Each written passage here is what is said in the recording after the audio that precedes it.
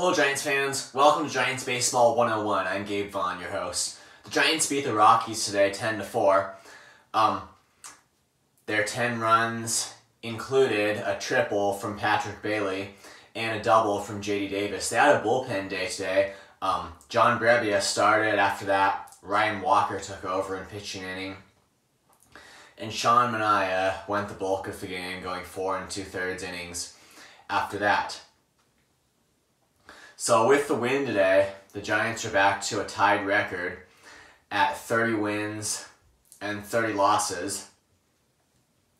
And the bats, they really got going today, which was highly useful given Sean Manaea's not too great performance over 4+ innings.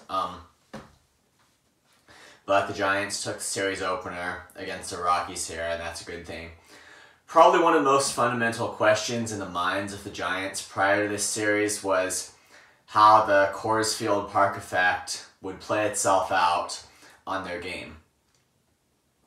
And really, this is probably what's in the mind of every team as they head over to play the Rockies at Coors Field, because it's well known for being a park that advances offense in a variety of ways. Probably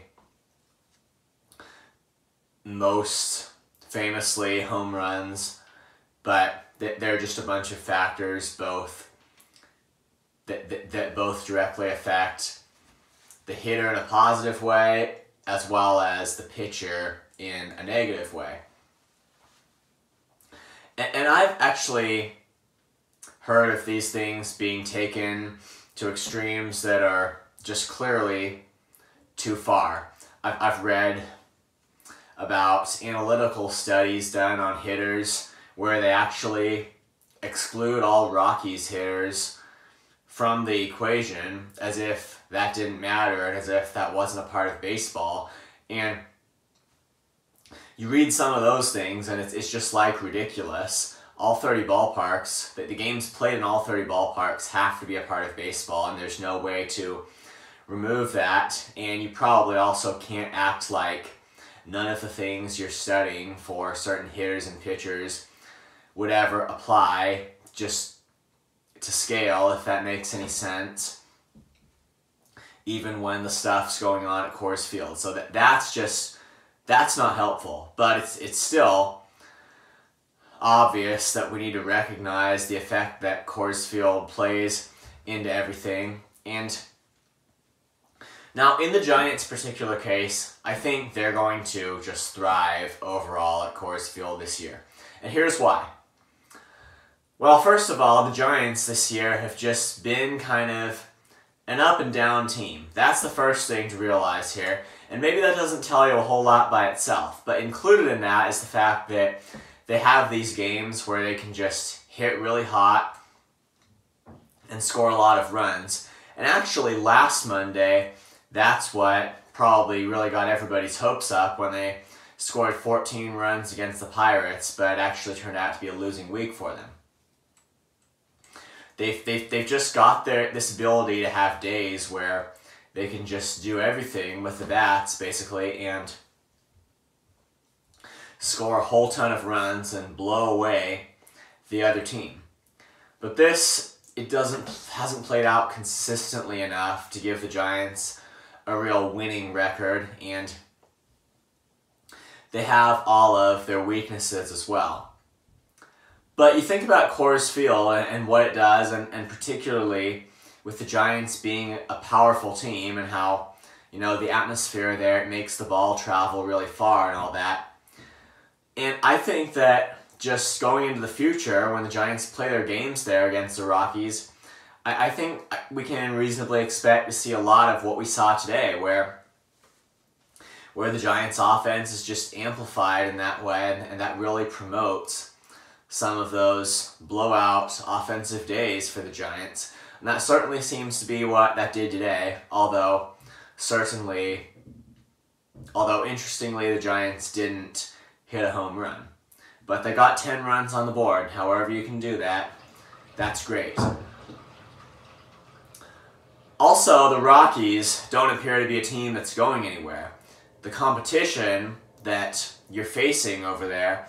I mean, the Rockies, after today, they stand at 26 wins and 36 losses, which is not good at all.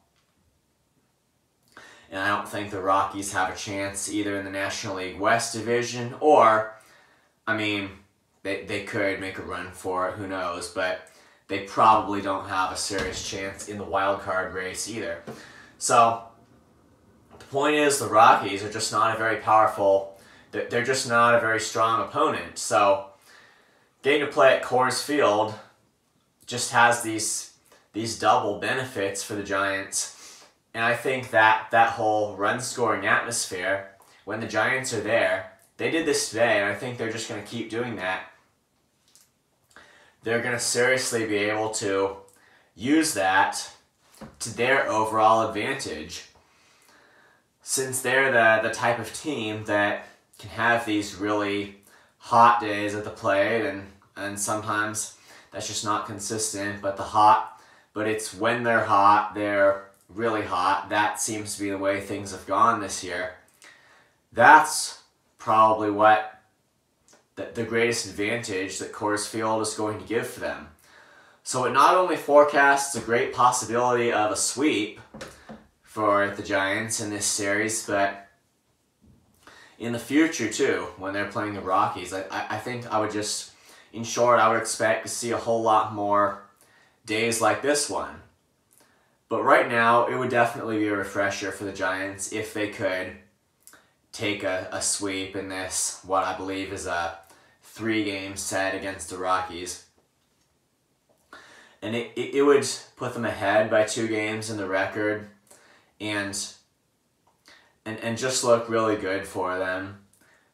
I think now is the time for the Giants to get ahead in their record, and I keep saying that, but it really has to happen sometime, and they're showing signs of life, so hopefully the serious playoff run can start now.